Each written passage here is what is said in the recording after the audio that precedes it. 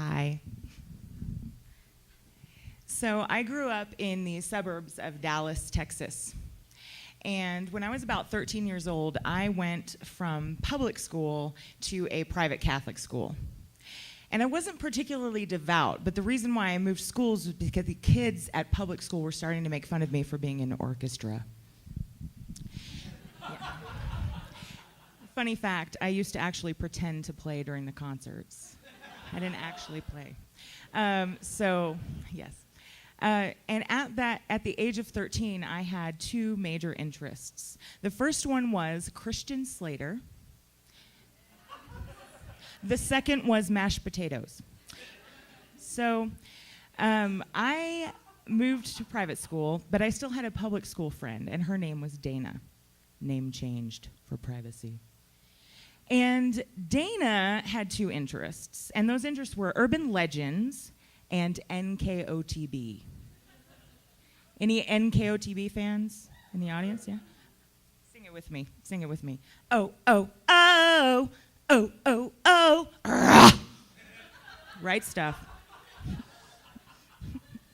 So up until the time of 13, I was a good kid. I hadn't really done much wrong. The only thing I had done wrong was I had stolen a roll of clear contact paper in order to preserve the pages of my Christian Slater devoted scrapbook. So Dana lived in a swanky neighborhood in our town, and it was called Las Colinas. Any Spanish speakers? Jimena? What does it mean? The hills.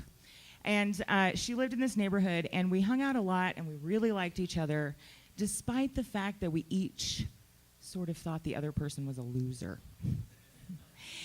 So Dana and I would hang out at her house sometimes, but I didn't like hanging out at her house because her family was kind of weird. They were quiet. There was her father, that's weird. There was her father, whose interests included Playboy magazines and high-waisted gray wrestling pants. There was her mother, whose interests included salmon cakes and stony silence.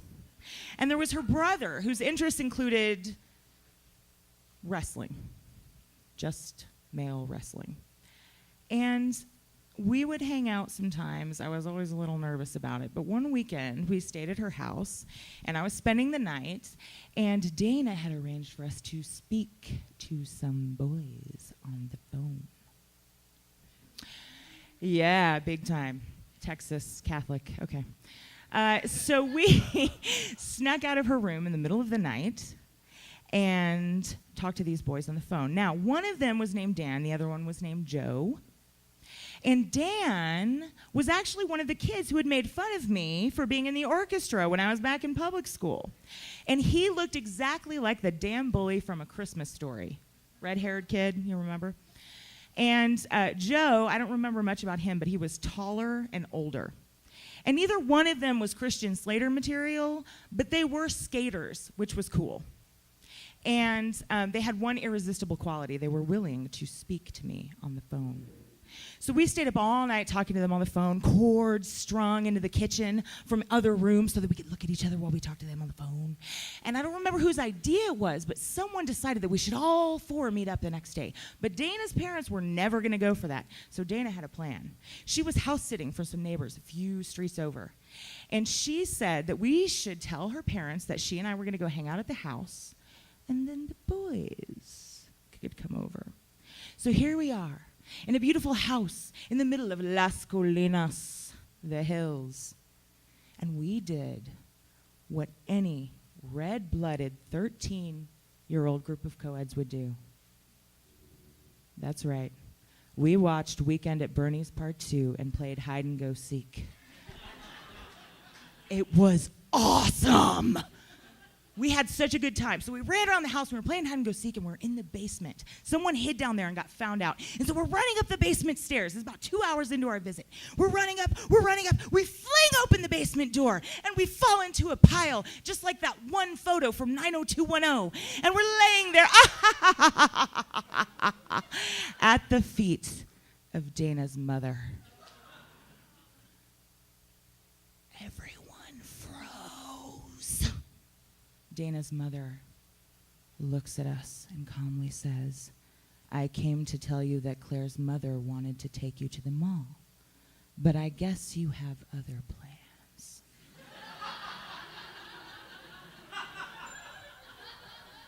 So, everyone freezes. Then suddenly the boys fly out the back window, throw some crazy epic gleaming the cube shit with their skateboards, and poof, they're gone. Then suddenly, attention descends upon the room. And there's Dana, there's her mom, and there's me. And something in Dana's mom snaps, and she starts beating the shit out of Dana right in front of me, screaming, you whore, you slut, you whore, you slut. And I was like, what the fuck is going on? People in Las Colinas don't do this. And I was standing there terrified, worried for my friend, until I started to worry about myself. And I fled. And the weird thing is, I knew all the secret hiding places, all the shortcuts from that house to mine, but I couldn't access the part of my brain that would tell me how to do that. So I just ended up running down the main road until I got super tired, so I started walking Las Colinas. Then Dana's mother's car pulls up. She rolls down the window. Get in.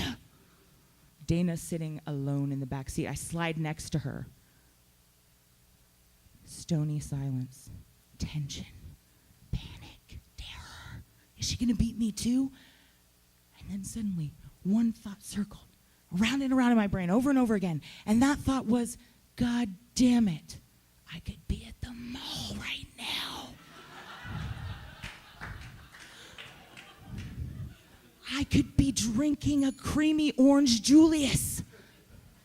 And then after that, maybe Mom would take me to the Black Eyed Pea to eat some mashed potatoes. So I confessed everything to my parents. They were pretty cool about it. They grounded me for a while. And then for about a year after that, every time I annoyed my mom, she would say, remember what happened with Dana and those boys? I'm older and wiser now. I've had like at least 3 more encounters with boys. And if pressed, I could pull out my Christian Slater scrapbook for you. And that is what happened with Dana and those boys.